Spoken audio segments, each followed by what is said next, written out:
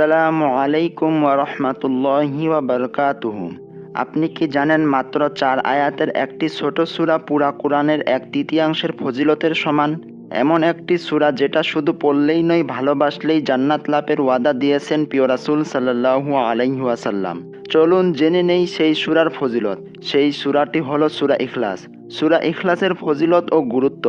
সূরা ইখলাস পবিত্র কোরআনের 112তম সূরা। আয়াত মাত্র 4টি হলেও এর ফজিলত ও গুরুত্ব অসাধারণ। ইখলাস মানে একনিষ্ঠতা, খাঁটি বিশ্বাস, পরিপূর্ণভাবে এক আল্লাহর প্রতি আত্মসমর্পণ। এই সূরায় আল্লাহর একত্ববাদ ও নিরঙ্কুশ শ্রেষ্ঠত্বকে সবচেয়ে সুন্দরভাবে তুলে ধরা হয়েছে।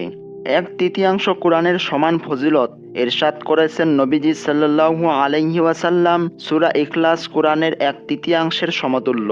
সহিহ বুখারী ও সহিহ মুসলিম। এক সাহাবী যখন বললেন, আমি এই সূরাকে খুব ভালোবাসি, তখন রাসূল সাল্লাল্লাহু আলাইহি ওয়াসাল্লাম বলেন, এই সূরার প্রতি তোমার ভালোবাসা তোমাকেই জান্নাতে নিয়ে যাবে। মুসনাদে আহমদ। এই সূরার রাতের আমল। প্রিয় নবী সাল্লাল্লাহু আলাইহি ওয়াসাল্লাম ঘুমাতে যাওয়ার আগে 3 কুল সূরা ইখলাস, সূরা ফালাক ও সূরা নাস তেলাওয়াত করে নিজের 2 হাতে ফু দিয়ে পুরো শরীর হাত বুলাতেন। তিনি এটা 3 বার করতেন। সহিহ বুখারী। নিয়মিত এই সূরা পাঠের ফজিলত। নবীজি সাল্লাল্লাহু আলাইহি ওয়াসাল্লাম বলেছেন, যে ব্যক্তি সূরা ইখলাস 10 বার পাঠ করবে, আল্লাহ তার জন্য জান্নাতে একটি বাড়ি তৈরি করবেন। সহিহ আল জামি 6472। এক ব্যক্তি শেষ রাতের সালাতে শুধু সূরা ইখলাসই পড়লেন। এক সাহাবী তা নবীজি সাল্লাল্লাহু আলাইহি ওয়াসাল্লামকে জানালেন। তিনি বললেন, সেই সত্তার কসম যার হাতে আমার জীবন, এই সূরা কোরআনের 1/3 সমান। বুখারী 4645। জানাজার সময় ফেরেশতাদের উপস্থিতি।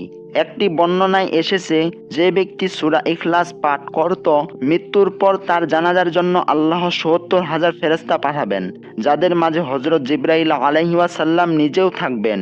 ইমাম জাহাবি। সূরা ইখলাস কেবল একটি ছোট সূরা নয়, এটি তাওহীদের চিরন্তন ঘোষণা। প্রতিদিন আমল করলে অগণিত সওয়াবের দরজা খুলে যায়।